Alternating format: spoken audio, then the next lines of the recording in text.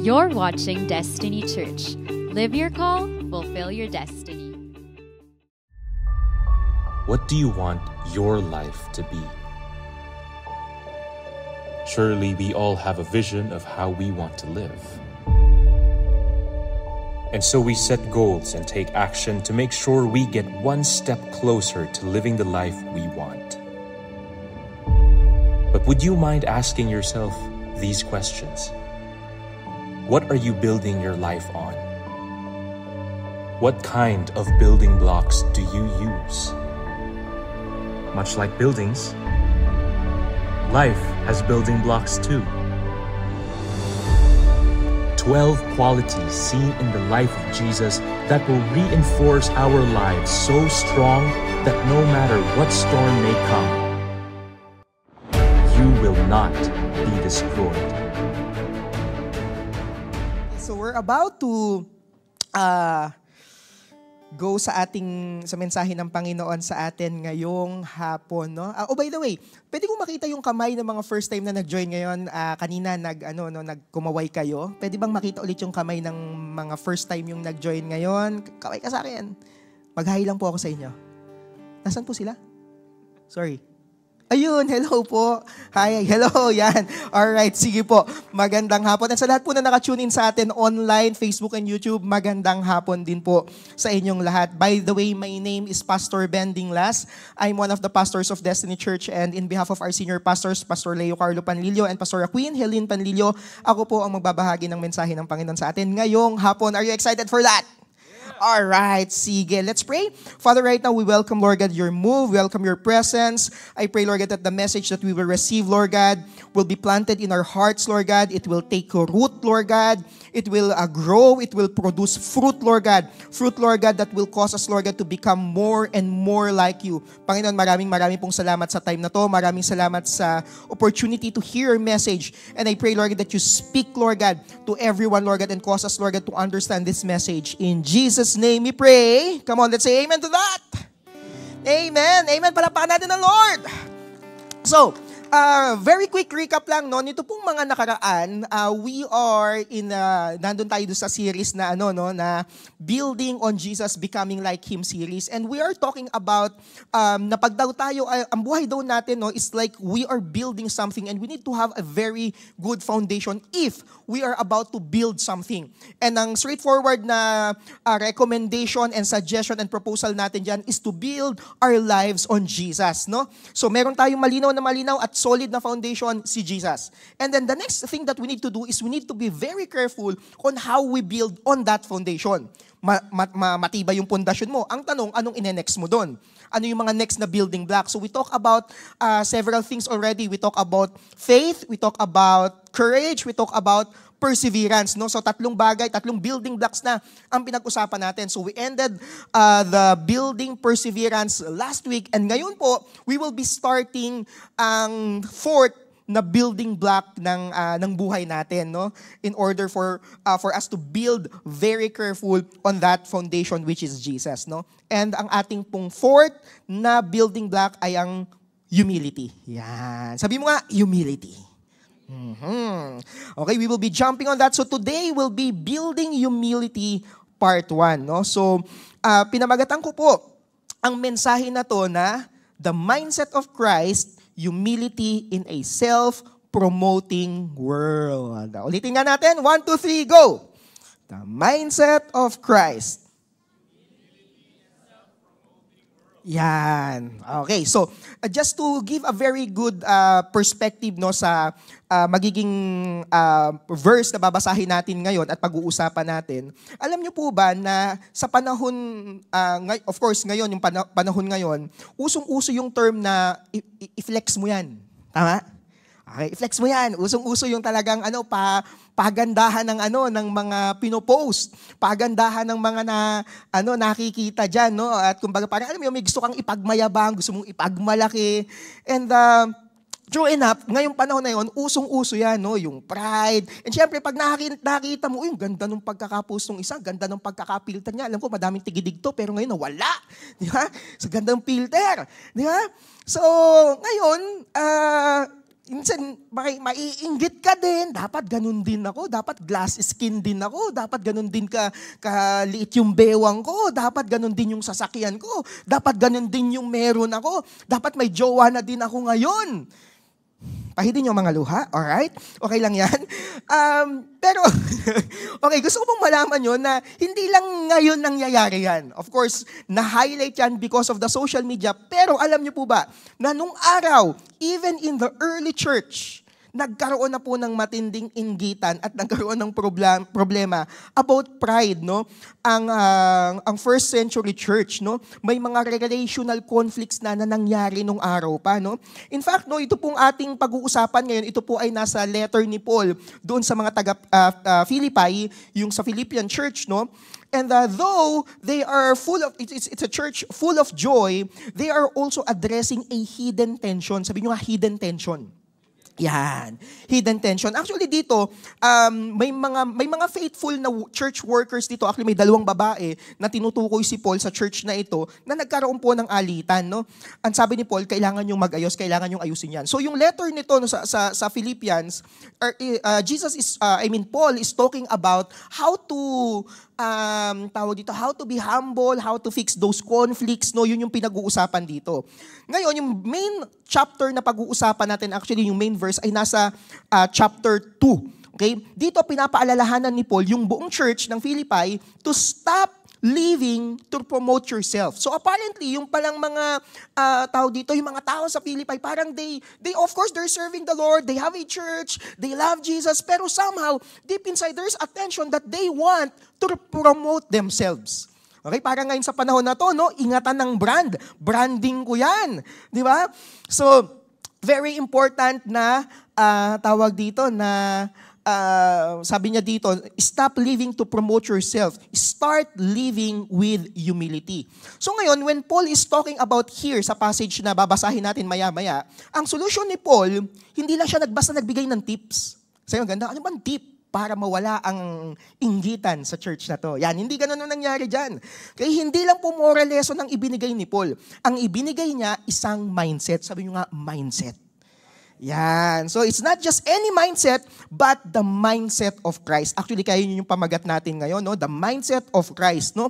And because alam niyo po, no, yung real unity, yung real love na tinatawag and real transformation, nagsisimula po on how we think. So today, we will try to answer ito pong question na to, no? How can we live with the mindset of Christ in a self-promoting world? Yan, grabe, no? Ang mundong ito talagang maipromote ang sarili.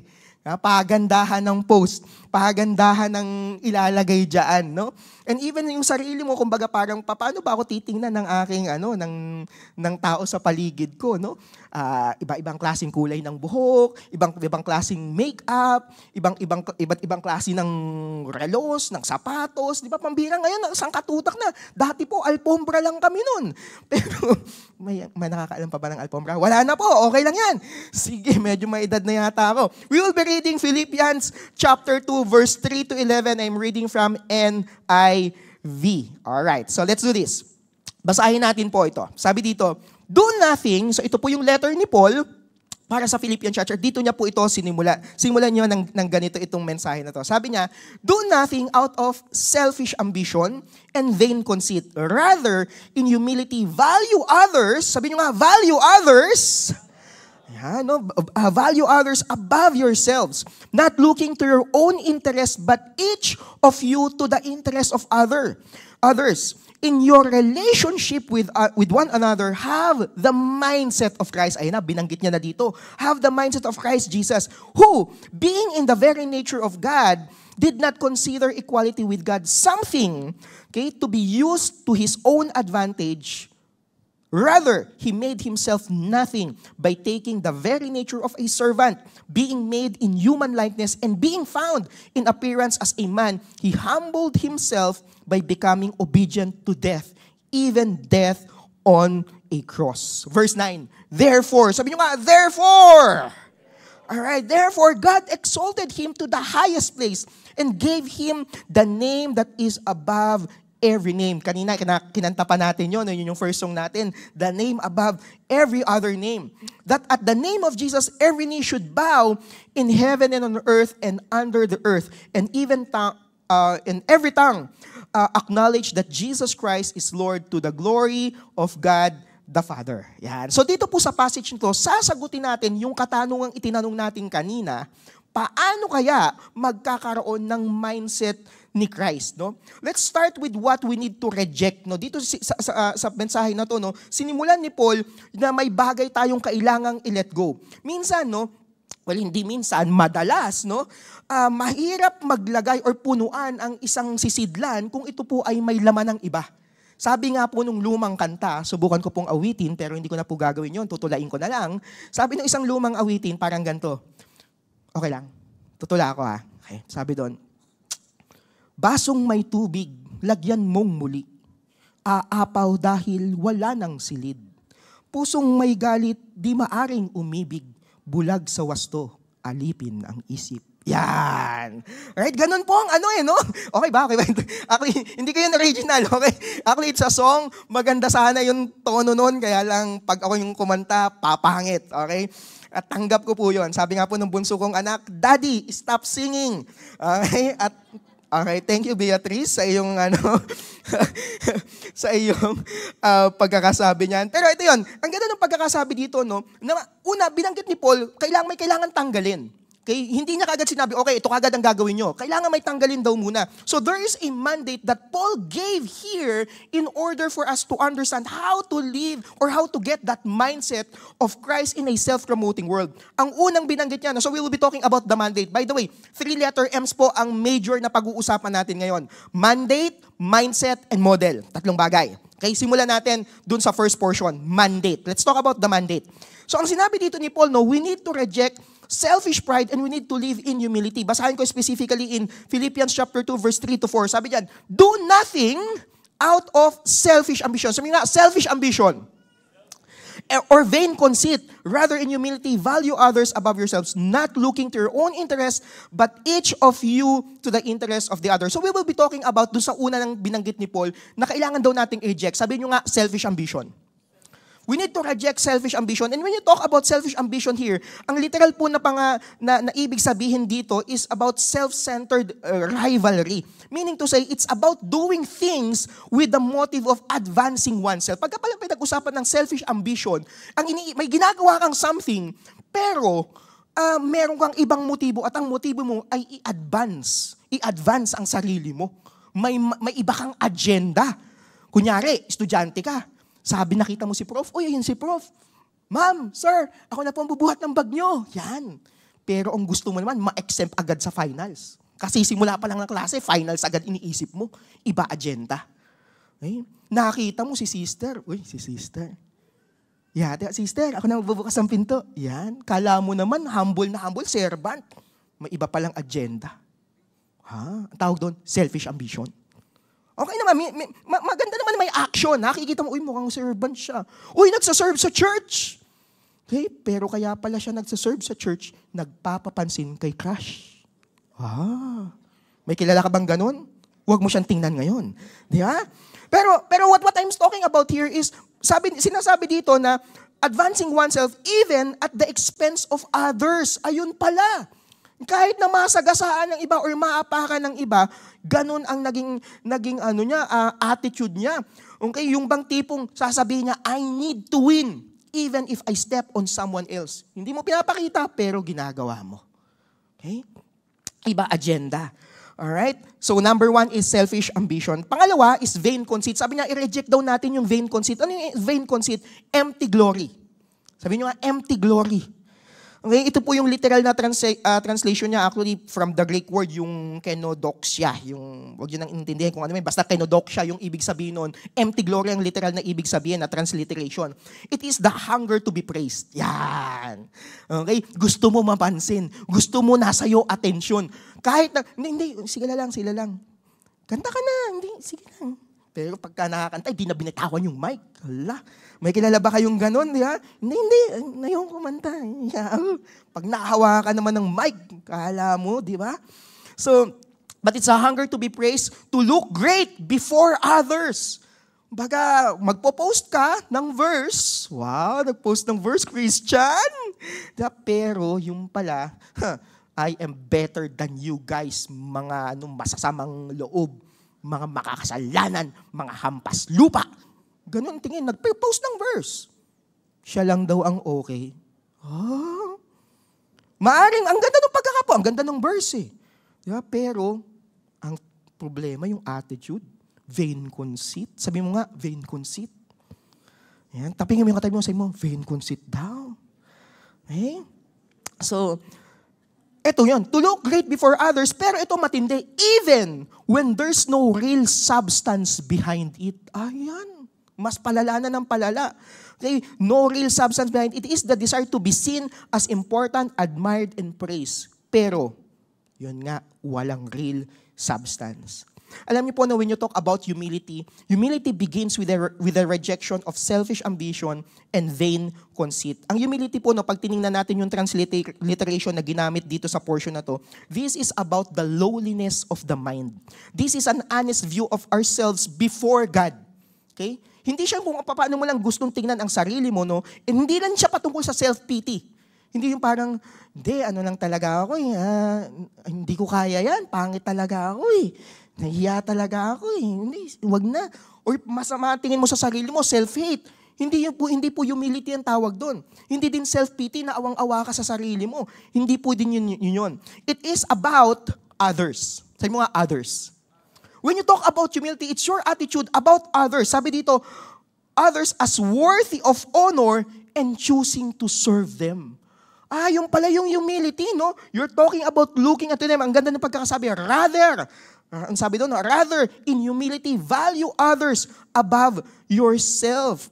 Humility is, this is, meaning to say, itong portion na to, yung mandate sa atin, this is a call to put other first. Sabi mo nga, other first.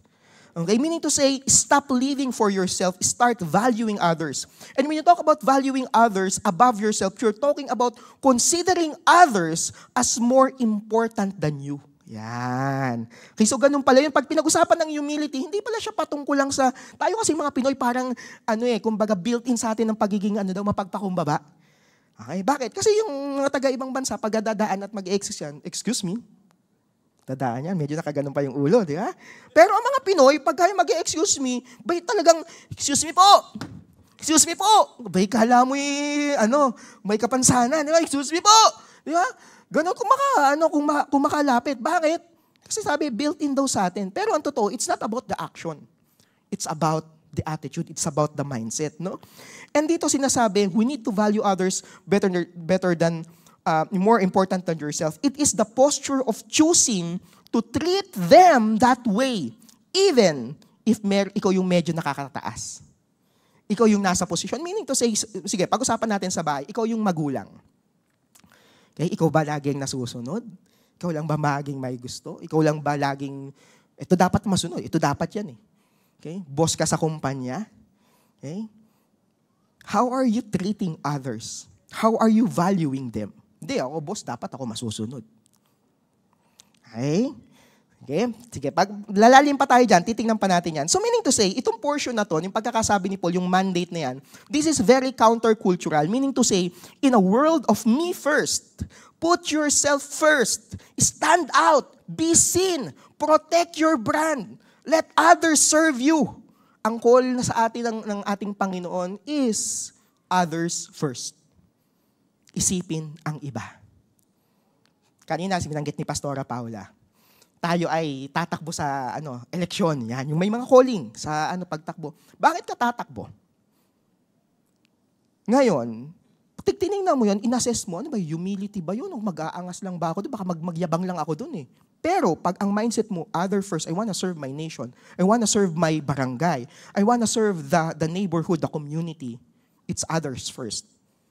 Pero ikaw, hindi ako, gusto ko lang tumakbo. Bakit? Mga kababayan, pag ako po ang binoto nyo, tiles na ang iskinita natin. Di ba? Parang ganon, di ba? Ang lahat po ng bangketa, ipapa-aircon ko. Yan, di ba? Parang ganon. Ang ganda ng pangako, ang ganda ng pagkakasabi. Ako po maglilingkod. Bending last, ang inyong lingkod. Lingkod, di ba? Pero ang totoo nun, may ibang agenda. Hindi others ang iniisip, ang sarili. Ano kaya ang makukuha ko dito? Balita ko, malaki ang kabigan sa bigayan sa SK. Baka pagpatayo nga ulit ng pang-anim na basketball court. May bakanting lote doon. Magpapatayo ko ng isa pang basketball court. Daming basketball court. Malaki ang kickback. Yung pala yung mindset. So ngayon, kung gagawin mo yun at tatakbo ka, magre-register tayo, boboto tayo, sabi na di Pastora Pao, magre-register tayo. So sa pag-register mo, ba't ka nag-register? Anong iniisip mo? Ano yung laman ng puso mo? Ilatag ko sa inyo yan. Ginalingan mo sa trabaho mo, bakit? Okay? Nagsaserve ka sa church, bakit? Anong laman ng puso mo? Okay? Pinost mo yung verse na yan. Anong iniisip mo? Para kanino yan? Para sa'yo ba? Or you want to serve the people who's reading this? Sa trabaho, sa school, sa bahay. May asawa ka? How are you serving each other? Sinong iniisip mo? Or katulad ka ni Tolitz. Kilala niyo si Tolitz? Yung nagsasabing, lagi na lang ako. Ako na sa math, ako sa English. Wala nang may alam nun. Matandang commercial na yun, sorry. Si Tolitz. Tama ba si Tolitz yun, no? Si Tolitz. Grabe. So anyhow, sabi ng passage na to, it's about looking into the interest of others. This is not about ignoring. Hindi naman siya ibig sabihin, i-ignore mo yung responsibility mo na unahin mo yung responsibility ng iba. Hindi po yun yung ibig sabihin dito. But it's about making room in your life to care for others. To see and meet their needs, not just your own. Paul is not saying, think badly of yourself. He's not saying that, but he is saying, think of others more. Yan. Ang ganda ng sinabi sa Romans chapter 10, verse 12, no? Very quick tawag dito. Daanan lang natin to. Sabi dito, be devoted to one another in love. Honor one another above yourselves. Okay? Sa bahay. Okay, tanong ko ito sa inyo, ilatag ko to dito, no? Gusto mo ba palagi ikaw yung nasusunod? Sa office, pag hindi ikaw ang na-recognize, may bitterness din ba agad? Mas maganda yung gawa ko doon, di napansin Hindi ka na bigyan ng atensyon? How are you with that? Kapatid, sa bawat desisyon mo sa pamilya, sa trabaho, sa school, sa ministry, sa church, sa relationship, tanungin mo ito, sarili ko ba ang inuuna ko o yung iba? Latag ko lang yon. Kaya hindi mo kailangan sagutin ngayon. Pero it's a very good question, a very good assessment about this topic, no? Ang totoong kababaang loob ay hindi lang iniisip ang sariling karapatan, ang sariling kapakanan, kundi ang kapakanan din ng iba. Ang kababaang loob ay hindi lang ginagawa. Ang totoong humility nagsisimula sa isip, sa puso. Kaya pagkatapos ni Paul na ipakita kung ano ang dapat tanggalin, itinuro niya naman ano ang next move. Ano ang next na i-install. So after magtanggal ng selfish ambition and, ano yung isa? Vain conceit, no? Ang sunod daw ay may kailangang ilagay sa puso. May kailangang ilagay, no? Let's go to point number 2, the mindset. Sabi nyo nga, mindset. Okay? At ang recommendation dito ni Paul, no, sabi niya, adopt Christ mindset. Meaning to say, we need to imitate Christ attitude. Doon sa passage na binasa natin kanina, verse 5, in your relationship with one another, sabi mo nga, relationship, one another, tingnan mo yung katabi mo. Huwag mo hingahan, tingnan mo lang. Okay, yan tao na yan ay one another. Kasama siya sa one another. Okay, kasama siya sa others na tinutukoy dito, no? And sabi dito, sa relationship daw natin, sa bawat isa, we need to have that mindset as Christ Jesus. Sa NLT, no, yung translation dito, sabi diyan, you must have the same attitude. Sabi nyo nga, attitude. Okay, attitude that Christ Jesus had. So meaning to say, we need to take Christ's way of thinking in every relationship. Sabi nyo nga, relationship. Okay, it's not just doing humble things, it's about thinking humbly. Sa pag-iisip siya. Si Paul, no, sinabi niya dito, he moves from what not to do, yung selfish ambition, tsaka yung vain conceit, to how to think.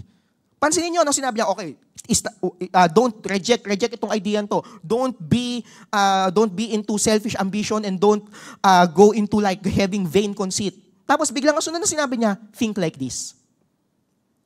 Okay? Pansinin niyo, sinabi, stop mo to, tapos isipin mo yan. think like this. This is how you think. He calls the believers not only to act humbly, but to think like Jesus. Sabi mo nga, think. Okay, think like Jesus. Yung mindset, no? Especially in their relationships with one another. Again, sabi mo nga, one another. Okay, sabi mo nga, relationship. Okay, this is very critical, no? Very critical itong bagay ito. Pansinin nyo to. Ang humility po ay nasusubok in a community. Ulitin ko. Ang humility ay nasusubok pag may ibang tao sa paligid mo. Ang humility ay, hindi mo pwedeng sabihin mong humble ka kung ikaw lang mag-isa. Humble ako. Humble ako. Lagi akong nakaluhod. Yeah. Hindi humility yon. Hindi mo masusubok ang humility pag ikaw lang mag-isa. Bakit? Walang others eh. Walang relationship to one another. You cannot have attitude to one another because there's no other there. I'm so English right now. Sorry for that. Okay? Meaning to say, it's easy to feel humble alone, but the test is when you are in a group and then, or in a team meeting. Okay? Kaya po napakahalaga ang team meeting. Okay? Overlook ka sa isang team meeting. Hindi ka napansin. Nagbigay ka ng idea, ng suggestion sa team meeting nyo. Nagpatawag si TL ng meeting. Ay, meron ba may suggestion dito? Ganun, nagbigay ka, ang ganda ng suggestion mo, feeling mo talaga, ganda-ganda, chinat GPT mo pa, di ba? Parang ganun. Tapos nung binigay mo, hindi napansin. Kinonsider yung ibang suggestion. Ano ang naramdaman mo? Tapikin mo yung katabi mo, sabi mo, ano ang naramdaman mo? Yan. Tapos alam mo, ikaw yung magaling ka talaga, pero ang inassign sa'yo, estudyante ka, may group project. Alam mo, ikaw yung pinakamatalino sa grupo. Pero ang task mo, ang trabaho mo, tagaluto ng pansit canton. Ha? Anong mararamdaman mo nun? Okay? Ano dapat ang attitude? Na assign sa'yo small task. O kaya ito, you did your best. Okay? And you know that your best is very good enough. Yan. Yan yung best mo, ginawa mo. Kaya lang, na-criticize ka pa. Nag-serve ka na nga, hindi ka pa nga nagla-lunch ngayon. Tapos napagalitan ka pa. Grabe, hindi naman napansin yung ginawa ko. Hindi nila alam pinagdaanan ko. Grabe sila. Grabe, no? The command, yung mandate dito, is to respond to this situation with Christ mindset. Not our own flesh, but Christ mindset. Ang Greek word dito, no, yung ginamit na Greek word, yung talking about the mindset, is the word phroneo. Okay, gusto ko magbigay ng emphasis dito. Sa word na phroneo means attitude. Ito yung way of thinking. Hindi lang siya just actions, no? It is the internal disposition behind those actions. Meaning to say, ng mindset na ito, no, sa Greek word, yung phroneo na tinatawag, this is more than just thoughts. It is a way of thinking, a pattern. Sa mga pattern. Okay? A pattern of attitudes, a habitual posture of the heart. It is used repeatedly dun sa book ng Philippians, yung tinatawag na mindset. We think in terms of pictures. Bakit napakahalaga yung mindset na tinatawag? Kasi ang isipan po natin, gumagawa tayo, kumikilos tayo, at may naiisip po tayo in terms of pictures, yung image na nakikreate. Pag may sinabing isang bagay sa inyo, hindi nyo naman nakikita yung mga letters. Ang nakikita mo yung picture. Nakikita mo yung bagay na tinutukoy doon. Parang ganito, kunyari, sinabi ko, red apple. Ano nakita nyo? Red apple. Hindi nyo nakita yung R-E-D-A-P-P-L-E. Hindi yon, di ba? Sinabi ko, black dog. O, nakita tayo ng black na dog. Okay, di ba? Red horse. O, di ba? Nakita nyo, red horse. Di ba? Gold eagle. O, di ba? White castle. May ganun pa ba? Parang nung araw pa yun. Okay. Black label. Lalakas ng mga yan. Ito, mas malakas. Silver swan. Dato puti. Mamunta na tayo sa kusina. Okay. Now, what I'm saying is, pagka kasi naisip natin, nakikita natin yung picture. So, the proposal here is to have that mindset, that perspective. And mamaya, ipapakita natin, ano yung ibig sabihin na yun, no? We will be going into that. So, Paul is not only after the behavior, he is after the internal disposition ng tao. Your thinking shapes your living. Very important yun. So, kayo ang recommendation niya, have this mindset. At yung pagkakasabi niya, have this mindset, hindi siya yung parang had or yung nangyari na, Pero ito po ay kumbaga, ang tawag doon, present active imperative. Tama ba sa mga English teacher? Sorry po. Parang ganun yung latag. Meaning to say, continue siya. Meaning this must be a lifestyle. Part siya ng buhay mo, a habit. May ibig sabihin, hindi lang siya pang Sunday. Ngayon, Pastor, I'm humble, I'm very humble. I'm in the community. Hallelujah, praise the Lord. Uy, ang ganda naman ng damit mo. Hindi, kay Jesus yan. Di ba? Ganun pa. Uy, ang ganda ng makeup mo ngayon. Hindi, praise God. Di ba? Uy, ang ganda mong kumanta ngayon sa mga kumanta at mga tumugtong. Hindi, si Jesus talaga yan. Ikaw tumugtong, hindi man si Jesus ha. Yeah? So, how do we react with that? How do we have that mindset? Hindi siya pang hindi siya pang ngayon lang. Ibig sabihin, pagdating mo bukas sa opisina, pinapasok ko kayo kahit may bagyo, ano ang attitude mo? Ano ang mindset mo? Magsaserve ka pa ba?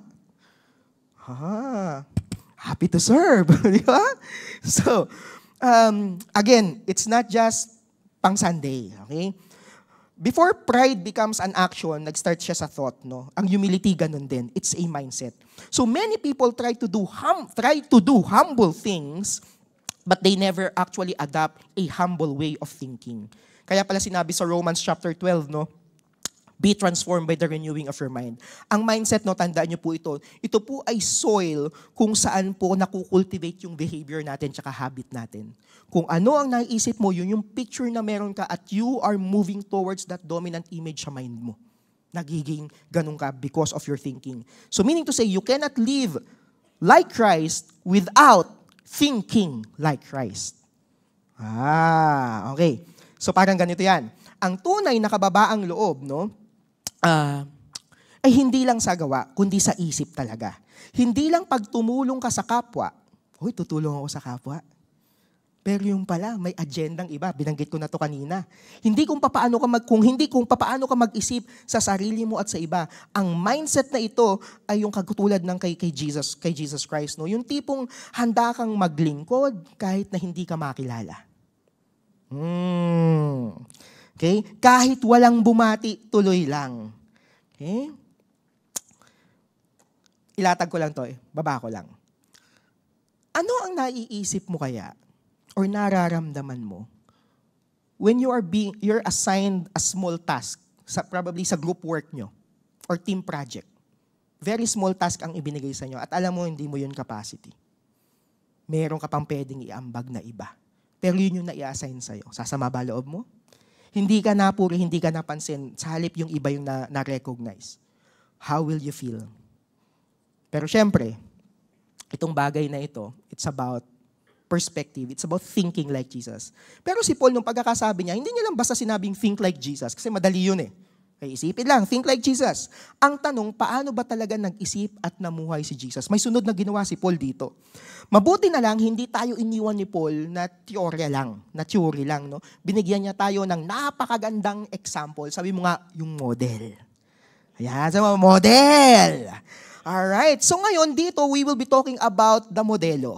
Okay? We will be talking about following Christ's example. So, jump tayo sa number 3 natin, the model.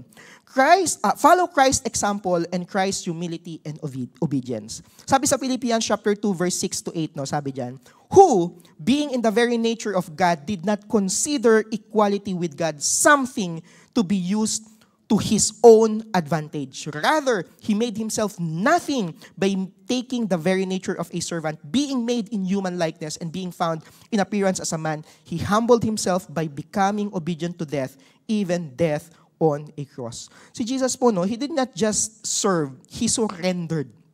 Okay? His obedience was not partial, it was a total obedience. It was a reckless abandon, total surrender. Rats.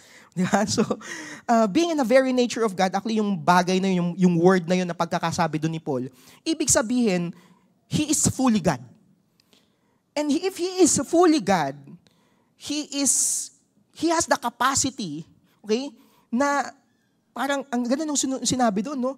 He did not consider equality with God something to be used to his own advantage. Alam mo yung pag nasa posisyon ka, minsan parang may pwede kang gamiting leverage na tinatawag.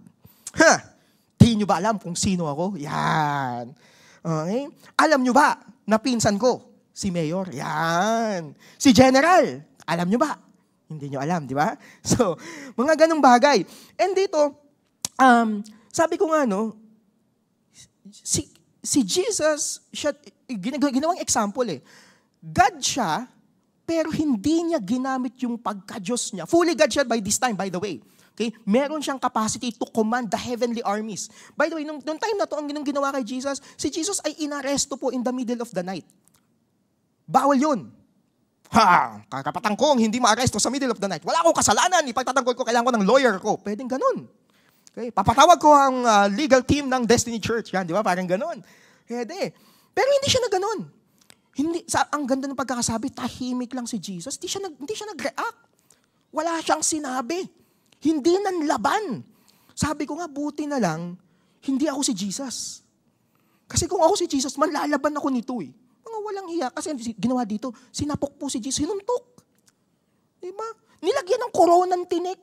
Yung likod po, ano yun, tawag doon, yung nilatigo. Abayo, yung pagkakalatigo po, hindi po yung latigong parang sinturon lang. Hindi po ganun yun. Merong mga hook. Na imagine mo, paghataw doon, kakapit yun sa laman, tapos paghila, whoosh, sama yung laman nun. Ang likod po ni Jesus, para mga garlands ng Christmas tree, yung likod, yung mga laman nakalaylay. Ganun yun. Tapos bigla ka nilagyan ng corona ng tapos maya-maya, dinuruan ka pa. Yung dura, hindi naman nakakasakit yun eh. Ang sinasaktan yun yung emotion, sabi ko, pambira, duraan mo ako. Mamatay ka. Isang ganun lang, patay yun. Diba? Pambira to, mga heavenly angels, patayin lahat to. Ayoko na itong tao to, hindi ko na i-rescue itong mga walang hiya. Yan. Di nila alam, Diyos ako. Ako ang anak ng Diyos. As gagantuhin nila ako. Dinuraan ako. Iyo. Buti na lang, hindi ako si Jesus. Pero grabe. Yung attitude niya, grabe yung mindset. Nakaset for others. Sino kayang others yung tinutukoy? Tingnan mo katabi mo. Kasama yan sa others. Inilaban ka. He's thinking about others. Eh?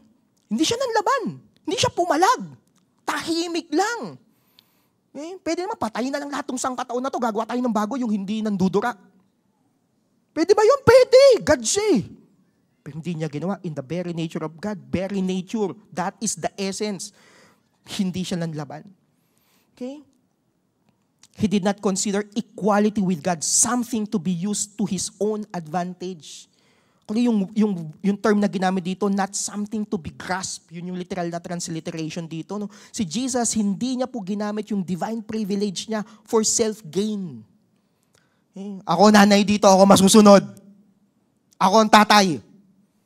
Ako ang breadwinner ng pamilya. Ako ang nag-ayos nito. Tabi ang lahat. Halikan mo, bota ko. Yan, may mga ganun pa. Ang taas ng tingin sa sarili. Si Jesus, hindi siya ganun. Sabi ito, Jesus did not use his divine privilege. He did not say, I am God. I shouldn't be treated like this. Hindi mo ba ako kilala? Hindi siya nag-pull ng rank. Okay? He laid it down. Isinang tabi niya. He made himself nothing. By the way, dito sa portion ito, he made himself nothing. Hindi ibig sabihin na nawala yung pagka-Diyos siya. Hindi po, isinang tabi niya. He empty himself. He pour it out. He relinquish it. So ibig sabihin, nagpapakita dito sa portion to, binanggit to ni Paul, na okay, reject natin yung selfish ambition, yung vain conceit, okay, ito yung mandate, okay, paano magkaroon ng mandate na yan? Kailangan may mindset ni Christ, okay, may mindset, at anong ibig sabihin ng mindset nun? Anong napoproduce? Ito yung action. And tayo, no, we are called to something like this. This is the call for us. God is giving us a pattern. Sabi mo nga, pattern. A pattern on how to live in this self-promoting world. How to have that mindset. How to be humble. Okay? Grabe dito, no, pagkakasabi ito, he means empty, to pour out, to relinquish the status and the rights. He did not lose his divinity. Take note. He did not lose being God, but he laid it aside. Even his divine privileges. Ganda nung sumunod na sinabi, taking the very nature of a servant. Okay? He became a servant. He became a bond servant. Ibig sabihin, walang karapatan. Yun ang ibig sabihin ng portion na to. He became like a servant. Walang karapatan. Walang right na maipaglalaban. Kaya hindi siya makapagsalita. Hindi siya nagsalita nito. If you will be reading several passages, Jesus did not spoke any word. Hindi niya sinabing, mamatay ka, walang hiya ka, sinampal mo ko. May nanampal sa kanya eh. Yung naglagay ng koronang tinik, Yung naglagay ng yung robe. Imagine mo, ang dami mong ano-ano sa likod. Sugat-sugat, lagyan ka ng damit. Siyempre, magdidikitan yun, tapos tatanggalin ulit. Ba? Tapos maya-maya, nilagyan ka ng tawag dito, kahoy na puro salubsob. Hindi siya yung makinis na kahoy, hindi siya yung kahoy na ganito. Hindi siya binarnisan. Puro salubsob, nilagay sa likod niya. Ba, hindi nagreklamo yung mama. Bakit? He is setting a pattern. He's thinking about others. He is a humble king. Sino yung others? Tingnan mo ulit yung katabi mo. Yan, others. Wow! Kasama ako sa others. Thank you, Jesus. And he humbled himself.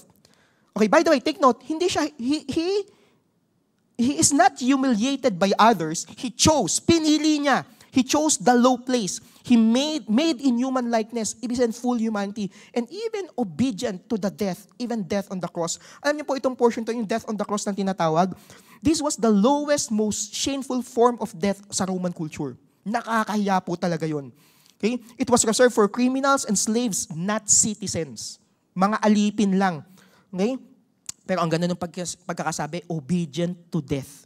Okay, ang ganda ng emphasis dito, no, yung salita po na yun, no, galing yun sa salitang na ang ibig sabihin makinig ng may pagpapasakop. Yan. Being obedient, yung word na obedient, nakinig ka pero nagpasakop ka. Nagpa-under ka. Hindi lang ito nakikinig.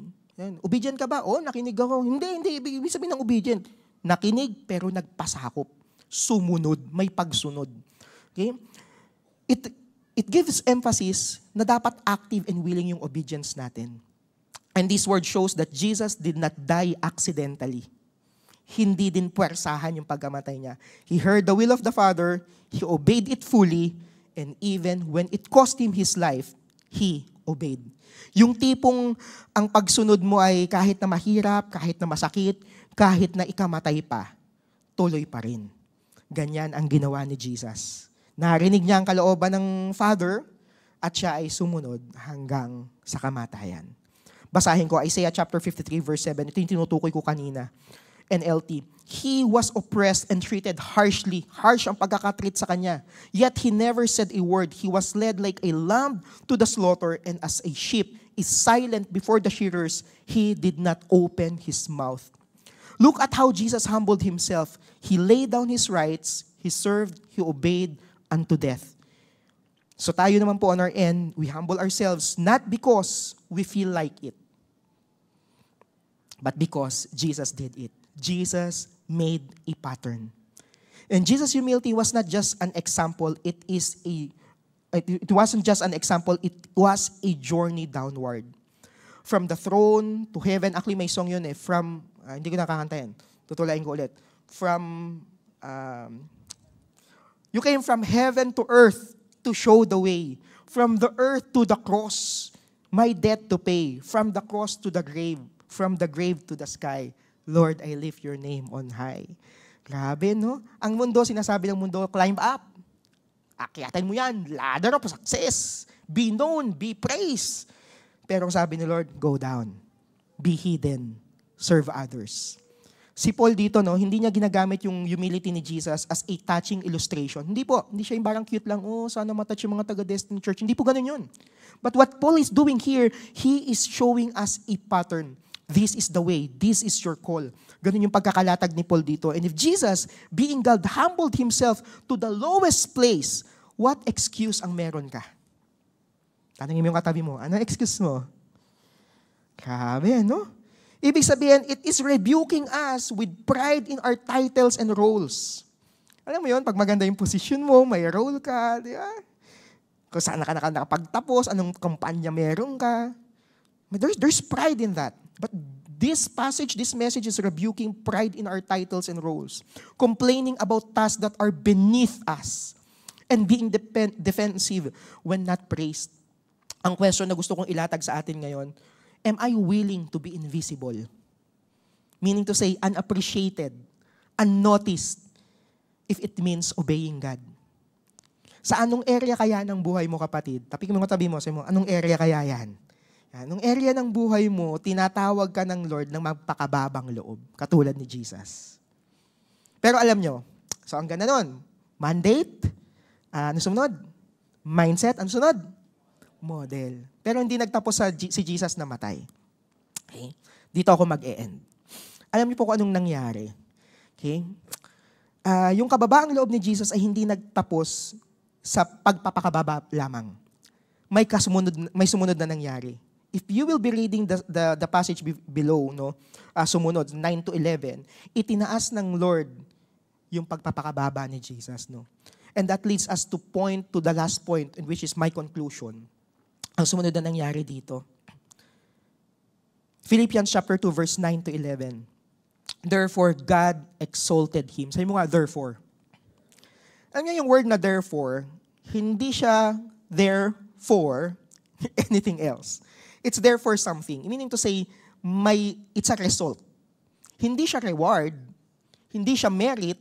Hindi yung magpapaka-humble ako para ako'y i-reward. Para ako'y itaas ni Jesus. Hindi, ganun yun. Okay? Result lang yun. Pag nagpakababa ka, ang result, may response ang Lord. Therefore, God exalted Him to the highest place and gave Him the name above every name. Okay? So yung therefore, it is God's response to the humility is exaltation. Pag-angat. Meaning to say, binanggit ko na kanina, hindi siya reward, hindi siya merit, but this is a result. This is not random as well. God lifted him up because He went low. Yung word na exalted na binabanggit dito is, kumbaga, super exalted. Meaning to say, sobrang taas, raised above, far above all others. Ganun ang sinabi kay Jesus. When Jesus lowered Himself, He became, sabi, name above every name. Grabe yung authority, yung identity, yung honor na ibinigay sa Kanya. Ang ganda pa nung sinabi dito, every knee will bow, every tongue will confess in heaven, in earth, and even under the earth. No, even demons and the dead will worship and praise God. No, will praise Jesus, and every creature will bow and confess that Jesus is Lord. Okay, and again, at the end of the day, this is all for the glory of the Father. Ganda nung sinabi sa James chapter 4 verse 10, humble yourselves before the Lord and He will lift you up in honor. Mga kapatid, Destiny Church, the way up is to go down. Okay? Tayong lahat. Tayo po ay mag-end na tayo. No? And this is the way of humility na ipinakita ng Panginoon sa atin. That we need to empty ourselves, to lay down yung mga entitlements natin, and to elevate others, to serve others as well. Meaning to say, we need to embrace that obedience. Okay? Sabi sa 1 Peter chapter 5 verse 6, so humble yourselves under the mighty power of God, and at the right time, sabi mo nga, at the right time, He will lift you up. God exalted Jesus. He honors those who walk in obedience and humility, and you don't have to fight for your name. Alam niyo ba na sa panahon ngayon, kailangan, CTTO, credit to the owner. Yan, kailangan may ganun or else infringement, may ganun pa di ba? Di ba? Parang this song belongs to the owner. Parang ganun, kailangan i-recognize mo. Or else, makakasuhan ka. Actually, pag po ako'y nagpa-show ngayon dito, tama ba Camille? Nagpa-show ako ng mga song or ng mga video ng iba na mapa-flag po ang page natin sa Facebook at sa YouTube. Bakit? Kasi karapatan nila yon. Okay? Yung generation ngayon is like that. Pero tandaan nyo po, no, it's not about exalting our own selves or tayo yung mag-aangat sa sarili natin. Sa Tagalog na tinatawag nating magbubuhat ng sariling bangko. But Jesus, our God, is a God who honors at the right time. He is the one who will lift you up. Ang ating role is to humble down. Okay? To serve others. Reject selfish ambition.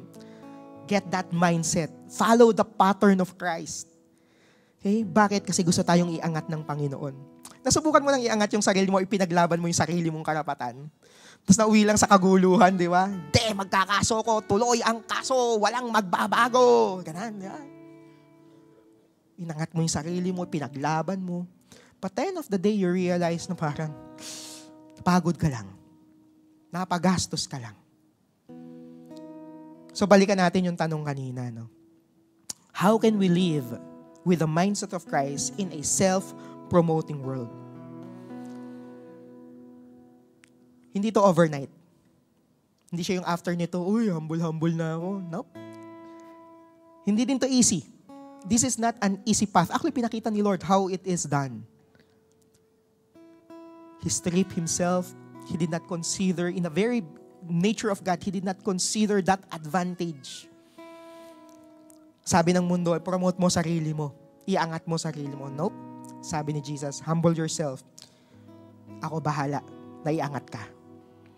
Kapatid, hindi ko alam kung gano'n ka kalugmok ngayon. Maaaring personal, sa work, sa finances, sa relationship mo, ilang beses mo nang pinaglaban. Laban na laban ka eh. Yung career mo, yung promotion mo, yung career, yung business na yan, yung relationship na yan, nilalaban mo. Pero sabi pala ng Lord, ibaba mo sarili mo. Humble yourself, ako bahala sa'yo. Ako mag-aangat sa'yo in due time. I will lift you up. Hindi lang basta ili-lift up, in honor. Our God is a God who vindicates. Sa pamilya, sa trabaho, sa church, even sa social media mo.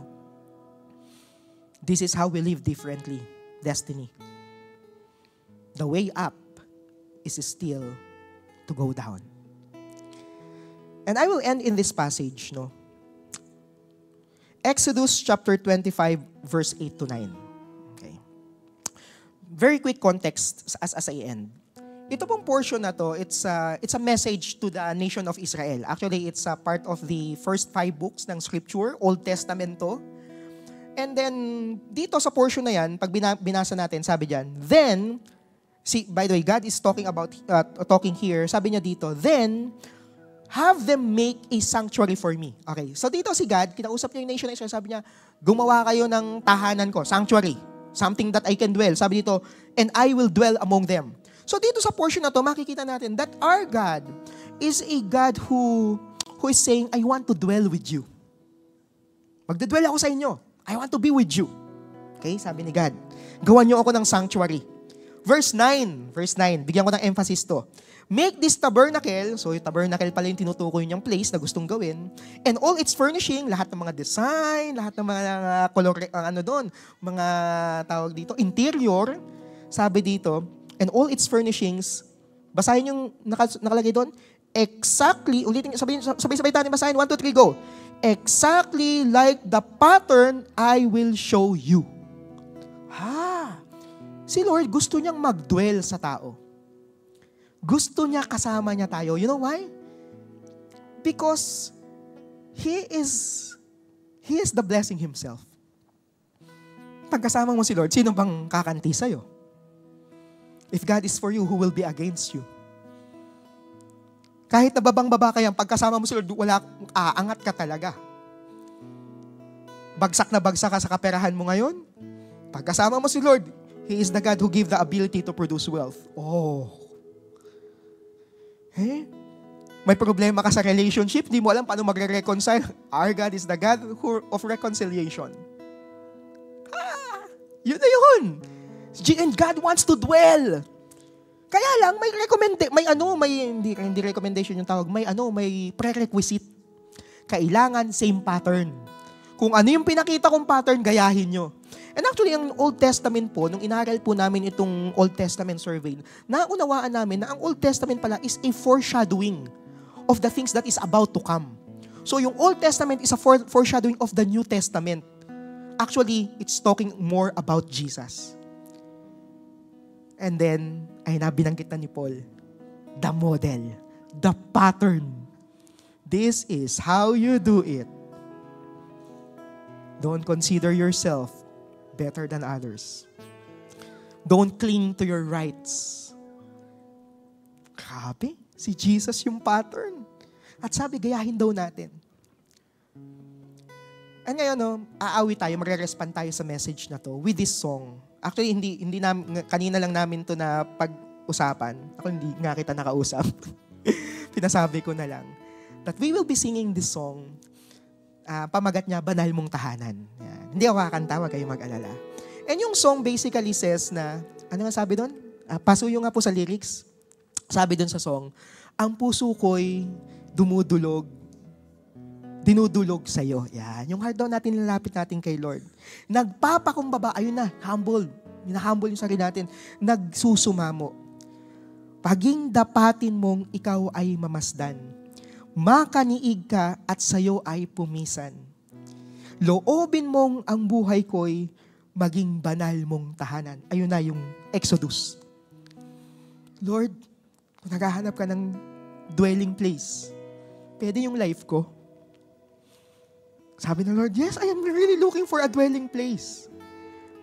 Kaya lang, when you make that dwelling place and all its furnishing, make sure it is exactly like the pattern I will show you. God wants to dwell in your life, in your family, in your relationships. But He is looking for the pattern. And we got the model. Because God wants to lift you up mula sa kung saan ka man nakasadlak ngayon. Maaaring mga bagay na hindi alam ng iba at ikaw lang. At ilang beses, ilang taon mo nang inilalaban yan. Sabi ng Lord, anak, wag mong ilaban ang sarili mo. Just humble yourself. Go low. And in due time, akong bahala sa'yo. I will lift you up in honor.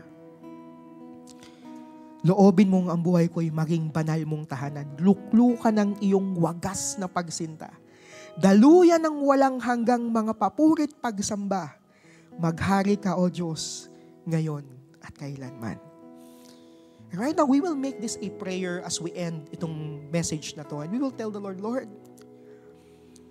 you're the humble King.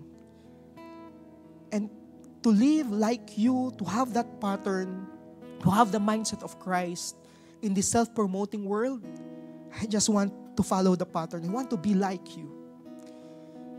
And ngayon, magpe-pray tayo. Right now, I would like you to close your eyes and then bow down your head. And we will make this song a prayer. Panginoon, kilala niyo po ang bawat isang naririto. You know the struggles, the challenges. You know, Lord God, everything inside and out. Even yung mga bagay, Panginoon, na hindi namin naikwento, nasabi sa mga kaibigan, kapamilya namin. Lord God, ilang beses na po naming sinubukang iangat yung sarili namin. But to no avail, Panginoon, we cannot. But here, you have given us a pattern. You have given us a model. To have that mindset, to follow that mandate. And Father, right now, as we sing this song, we are making this a prayer. In Jesus' name. In Jesus' name.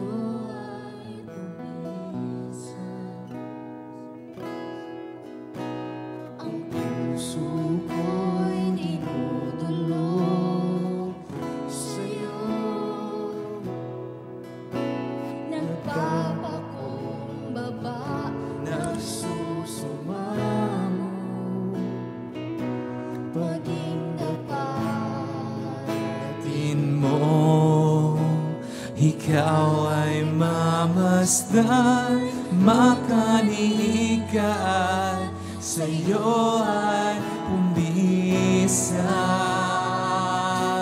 Loobin mo ang buhay ko'y maging banal mong tahanan.